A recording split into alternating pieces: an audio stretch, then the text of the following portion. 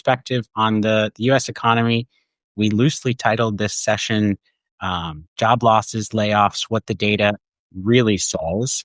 And for background, I'm Alex Randall Kittredge. I'm an HR people strategy operator, been chief of staff in a number of environments from public companies to private equity-backed organizations.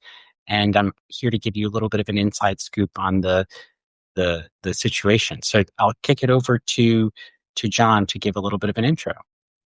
Yeah, absolutely. So hold on one second here, Mr. Alex. Oh, sorry. I have our agenda here and I was in the wrong drive. Let me pop this up here. Okay. Here we go. Great. So hi everyone. So just by way of also mentioning, Alex and I became friends on Substack. Like I'm sure many of all of us are kind of becoming friends, and had some shared favorite books and kind of academics in the economic space, and so we've written a couple different articles together. And yeah, and so today we were talking about what do we really want to do for the live and how do we want to focus it. And so we really wanted to focus on recent job loss numbers and layoff numbers, since we're all talking so much about that, and with the Challenger and Gray report that came out recently, and we want to kind of delve down into what these numbers are saying, or what we can kind of immediately tell they're saying about kind of the larger picture. One of the things I guess I would want to start with is that when people look at the total numbers of lost jobs this year, oftentimes the lost job counter, or the layoff number, the lost job, these numbers are sometimes discussed in aggregate, where we're looking at people who have been laid off for I think it's a period of over 4 months and continue to be laid off, versus those who were just laid off. And so it's kind of those who are continuously unemployed versus those who have just become unemployed. And the large numbers, the very large numbers, I think the number is like 1.1 million this year in total job losses so far. That number is in total people who have lost jobs and continue to have not found new work over this period of time. But that does not mean that people are not finding jobs, and that I believe this year we will, in the U.S. at least, we will still be a net positive in net positive job creation territory. I believe it'll be about 200,000 to 400,000 total jobs created. I also think that one of the sorry, I have a busy household here. I also think one of the critically important parts to look at when we're looking at this 1.1 million number that keeps getting talked about over this year is that this is also happening in a time when there was an extraordinary number of layoffs within the federal government. And where that is far and away the largest location where there have been job losses so far. I believe it's over 300,000. And I live in Washington D.C. So I've my wife lost her job as a contractor in February of this year, and has very fortunately found a great new job since.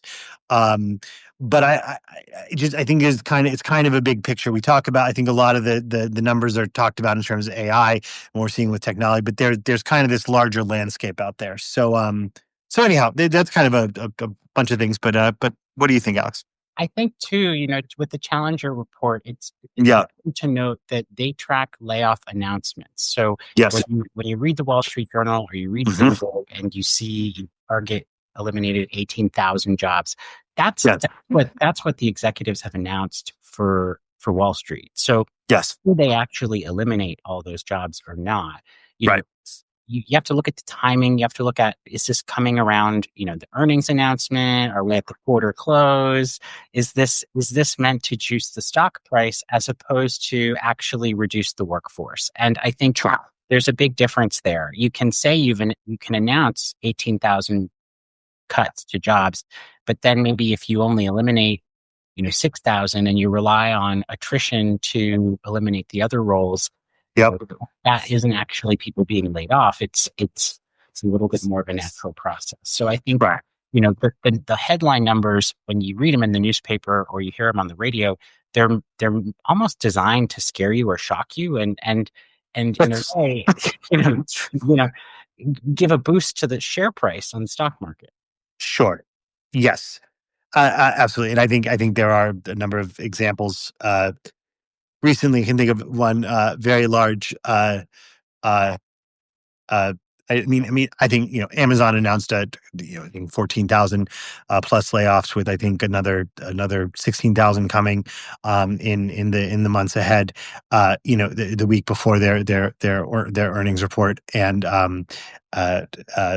which from a corporate strategy standpoint, and a shareholder value standpoint, and a productivity standpoint. I mean, if you're Amazon or Walmart, and your value is the price that you can deliver for the customer, and the expediency of that delivery, then I think then sure, you have to look for those efficiencies.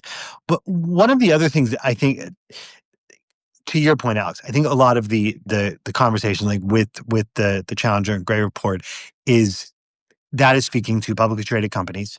That is, so these are announced. Those are the announcements that dominate the Wall Street Journal, the New York Times, the Chicago Tribune, to the extent that anyone's reading newspapers anymore. But those are the stories we hear those are the stories we see on CNBC, and we see on the television, and we people go into work the next day. Oh wow, lot of layoffs out here. That does not take into account the private sector, or the privately held business sector, and the small business sector, which of course is the primary driver of job creation in the United States.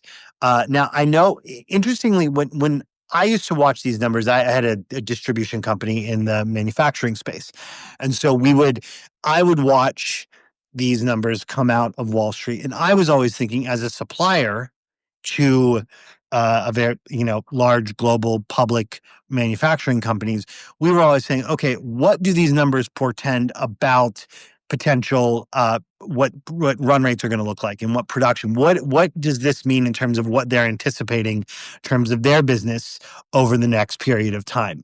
You'd look at various the ISM indexes, and kind of those numbers. However, the employment numbers were always, okay, what is this going to mean about how much manufacturers are going to be producing moving forward? And so I think that's another part here, is when you see these numbers, what does the kind of second level, what does it then say about what's to come, and what this is going to mean about how many toys parents are going to be buying for their kids at Christmas time, and and how many new cars are going to be purchased, and so on and so forth. Do you think about it in those terms too? I know you have direct investment firm experience, so I mean, I'm sure Yeah, well, I think it's interesting. I know when I used to work in finance, yeah. listen, I always listen to Goldman Sachs, because Goldman Sachs has some of the Mhm. best economists around. And Sure. what they do, and their recommendation to some of their private clients, was Mhm. to read the BLS reports. So, Mhm. obviously it's not groundbreaking news. I think a lot of people do it, but when you think about it, that some of the top economists at some of the top banks in the Yeah. country are diving into payroll numbers every month to understand where the economy is, because Yes. to your point, John, it filters down through all the organizations, through spending, through projected, demand. And I think what's interesting, I was reading a chart, I think it was from Bloomberg, that over the last 3 to 4 months, the majority of the small business hiring in the country has dried up. So the small businesses have sort of stopped hiring. You have these large companies that are still hiring, but Sure.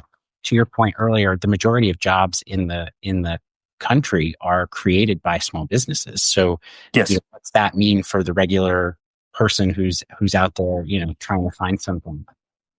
Sure. And I think it's also, let's talk about the small business side of this, because I think that's,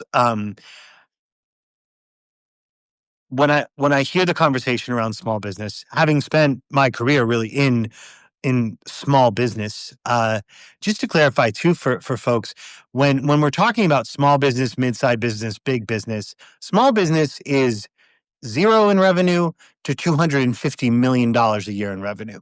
Mid-sized business is $250 million to $500 million a year in revenue.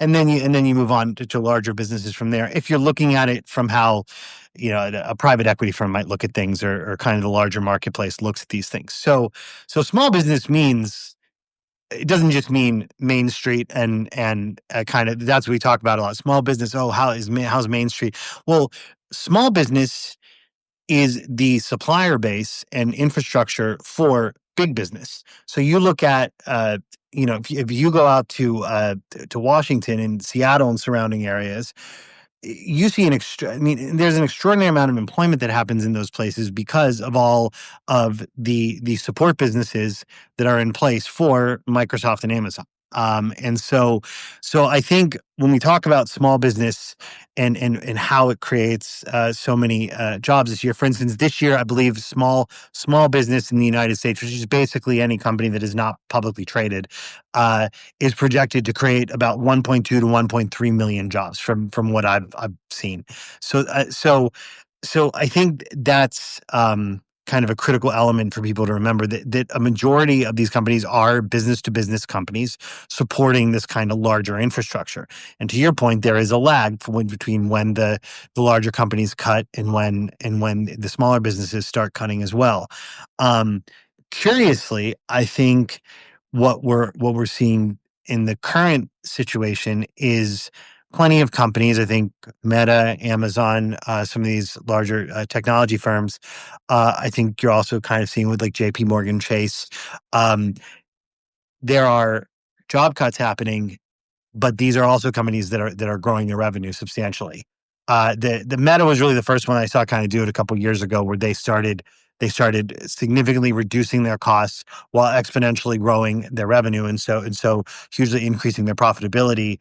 And it's kind of like now Wall Street has gotten a taste of that, and so I think we're going to see quite a few companies push in that direction.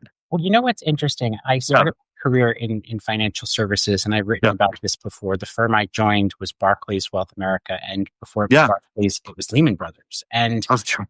that There you go. goes back to Yeah. 2008. And So of course. folks that work in the financial industry are accustomed to these annual rifts, reduction in force, layoffs. Yes. It's become sort of like table stakes since 2008, that every Hmm. year a portion of the population, this was pioneered by McKinsey and Jack Welch at GE, that Yep. 10% of the workforce will get cut every year. And Yes. that is fine for finance. They've been doing it a lot longer than the rest of us. But I think Yes. what you saw in the aftermath of COVID in 2021, what I noticed at least, companies like Meta, companies like Google, these tech Mhm. companies, almost, I hate to say graduated, but they started they started doing these layoffs that have since become sort of an annual thing. And I think up until that point, you really didn't see these large scale workforce reductions at the tech companies or outside of the finance industry as something that was almost standard operating procedure. And nowadays, it's much more normalized, or it's much more insidious throughout different sectors of the economy. Would you agree with that? I do. I think kind of just two things. I think a number of the tech companies, if you look at the Magnificent Seven, I think a number of these firms, including Meta, I think Google, uh, let's say Meta and Google, I think both of those companies, they matured. And so I think they had a price to earnings ratio and a valuation that was based on the innovation that they originally brought to the market. And I think all that got priced in, and the market being comfortable. Okay, their innovation has now become the standard, and we're now building on top of what they created. And so I think they realized, okay, we need to consolidate. We need to still look for what's next, but we need to begin controlling our costs. I mean, I think that's the cycle. The innovator comes, they supplant the legacy firms that came before them. They are rewarded for that. Shareholders are rewarded for the success and the kind of the win of that innovation, and then they become the firmament, and then and then it's and so I think that's definitely part of it. But you mentioned COVID. I think COVID's interesting. Um, Because I and, think, in my yeah, opinion, COVID sort of gave the justification for these large scale reductions in force. And yes, once it happened, right, yeah, and it's force majeure, it was outside of everyone's control. yeah, It almost showed companies that they could do it, or that it was possible. Companies that maybe never had done it or thought about it before. Would you say yes, that? I mean, I don't know in your business when you ran your business, but what yes. are your thoughts on that? So this is a microcosm, right? But I was running a company during COVID. Um, we we ultimately sold the company in August of 2021. Company had about 70. I think going into COVID, we had 68 employees going into COVID, and and part of what happened was this: in order to receive uh, the uh, the employee retention credits. Hmm. And I think it was really all tied to the employee retention credits. I think that was independent of the PPP program. Um, but that was essential for what the government did in that moment for us and many other business owners that I knew at the time.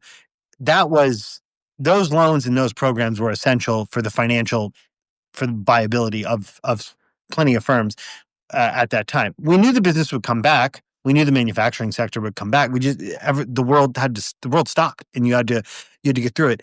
And so we did not reduce headcount by one person through that period of time. That was what the government wanted, and I agree because they had to keep people employed because so many people were losing their jobs. So many businesses were going out of business. So we did not reduce headcount by one person.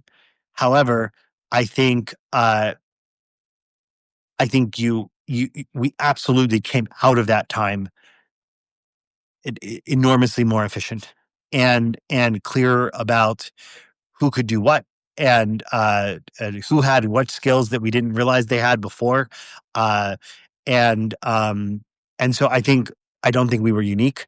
I know we were not from talking to colleagues and things, but I wonder when I see what's going on now and the drives towards efficiency, I do wonder about the story that's going to get told 10 years from now about post-COVID, the efficiency. Airbnb is an incredible example on this with what they did during COVID to reinvent the business. And Hmm. Brian Chesky is like one of my heroes because in all sincerity, because of what he did with that company at that time. But I think there's a story to be told there and new efficiencies. And then I kind of wonder sometimes are some of the layoffs and things we're seeing now residual from that period or from the learnings of that period. Anyway. Yeah, no, that's a great point. I guess, switching gears, maybe, Mhm. talking about post COVID, talking about the current situation, talking about the Mhm. lessons learned, the efficiency. Maybe we talk about the personal impact or, the personal, what this means for folks in their careers, taking that macro and the data and really look at, if you're employed and you're worried about layoffs, what are some signs to look for inside your company or that you Yes, sure. see in the market that might indicate Sure. there's some uncertainty at the executive level. So I Sure. think, certainly most folks are accustomed to the hiring freeze, no more new headcount and just put a pause on things. We're Yes. good with what we have. A lot of times it also happens that the company decides to block backfills. So someone leaves and the role doesn't get replaced. So, But folks do more with less. I think that's something yes. that anyone who's worked in finance knows about doing more with less. Yes. This, the magic of efficiency. And, you know, there's always that annual budget review. If whether your company does zero-based budgeting or incremental Mhm. budgeting, this time, it would have happened in September or October for this time of year. Really Yes. looking at reorganizing the organization, diagrams, looking at who Yes. reports to whom, maybe doing some matrixing, and that's Sure. that's become quite common. Yep. And if certainly if your leadership team stops talking about long-term bets and growth and starts talking about runway and efficiency, that can be one sign that things are not looking good for the bottom line. Sure. Sure.